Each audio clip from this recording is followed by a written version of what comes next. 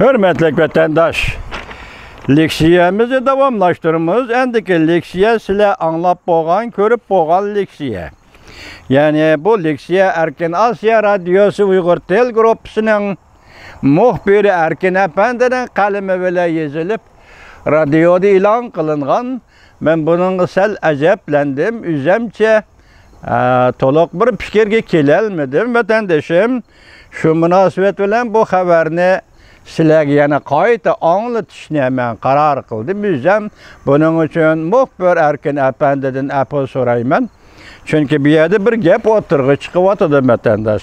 Mavzunun yüzüge karap ekan evvel Nancy Pelosi'den Amerika Uygur ırkı kırgınçılığına karamay Xitay bilen kelimat meselesini hal kılış gerek dep görsetti. Mavzuluk makale 9. ayının 17. günü Erkin Asya Radyosu'nun Uygur Tel Grupsu'da ilan kılındı haber. Bundak başlandı. Amerika Van Palatası'nın reisi Nancy Pelosi, Amerika'nın Xitay bilen Uygurlarga qarta ırkı kırgınçılık kılganlığı, Hong Kong'da demokratiyani bastırganlığı qaramay, hava kelimat meselesini hal qilish kerakligini bildirgan. Amerika'da neşir kılınıdığan Devletlik Takriz jurnalının ilgiri sürüşçü Amerika Devlet Meclisi'nin Uygur Kişilik Hukuk Siyaset Kanunu, Uygur Mecburi Emgikinin Aldın Eliş Kanunu, Katarlı kanunlarının makullanışıda halkılık rol oynayan Avam Palata Başlığı Nancy Pelosi Hanım bu fikrini 17. sentabr London'da başlangan Terakki tapqaniyeti devlet parlamentleri başlıkları yığınının arpsıda oturga koydu. Bu haber 9. ayının 17. günü radyoda ilan kılındı.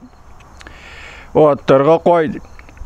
O ya Nancy Pelosi hanım, Xitay Janubi Denizde harbi tecavüz kılıvatkan, Şinjan ülkesinde ırkı kırgınçılıkla davamlaştırıvatkan, Tibet'nin medeniyet, til, dini, itiqat evzellikleri daxla teröz kılıvatkan, Hong Kong ve Xitay'nın başka jayları da demokratiyani bastırgan bolsunmu, birak kelimat kerjesi de Xitay bilen hemkarlaşış gerekligini bildirgen. Gerçi Hong Kong'da, Şinjan'da, Uyguristan'da Xitay zorubolluq ve ırkı kırgınçılık kılıvatkan bolsunmu, birak kelimat meselesi de Xitay bilen hemkarlaşış gerekligini bildirgen. Onun yani Nancy Pelosi hanımdan aytışça kelimat meselesi hemmini besip düşüdüğün mesele iken.